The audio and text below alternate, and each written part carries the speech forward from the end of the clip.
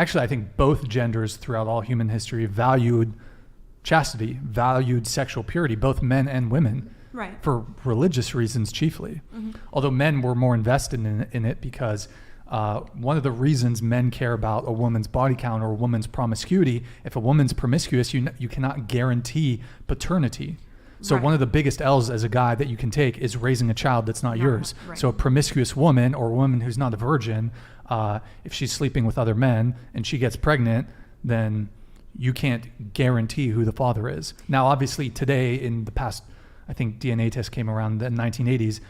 Now we can determine who is the father. However, that doesn't undo our evolution and our biology for men having a evolutionary hardwired desire to know that the child that we're raising and investing our time, energy, and resources in is actually our child. So I think that's one of the reasons why men care more about promiscuity and body count than women, for evolutionary and biological reasons, because as a woman, if you get pregnant, you know for certainty the child is yours. However, if a man, unless you get a paternity test, there's really no way to ensure that. And the way they ensured that as best as they could in the past was with virgins. Mm-hmm. If the woman's a virgin, she's had sex with no other men, you know for certain that if you have a child with her, that the child is yours. So yeah, I think, but even like back in the day, right, I think you could tell if a woman was promiscuous, because sex work and prostituting has existed since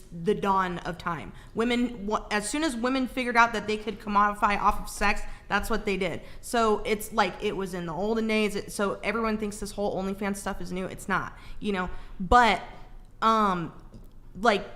yeah, I think a true promiscuous woman carries it with her. Like, you can tell when a woman's sleeping around. So yeah, you can. I mean, there's definitely indicators. Although I would say that there are definitely some unassuming women who you would not think, who are shy and quiet and introverted and reserved and aren't blasted with tattoos, and they can be. There's some promiscuous chicks out there that might not be able to. And by the way, if you have tattoos, it's not for sure that you're promiscuous, but that is one indicator that men are going to look at, be like, is she heavily tatted? She's maybe, again, you could be super relationship status, but men do look at the degree to which you tattoo yourself and think she might be more promiscuous because of how fucking blasted she is on her fucking, full sleeves or whatever it is, so. Well, I'm sure you looked at me and did not assume that sex addict was the words that were going to come out of my mouth, right? Because it's whoa, it's just shocking.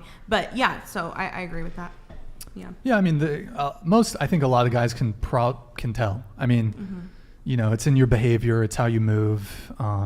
Again, we've had women on the show who you would never think it, very demure, mellow, very reserved.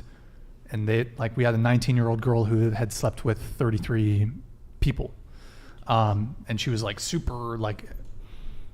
super sweet, very calm, reserved, and just, so stay safe out there, gentlemen, because sometimes they're unassuming. Okay.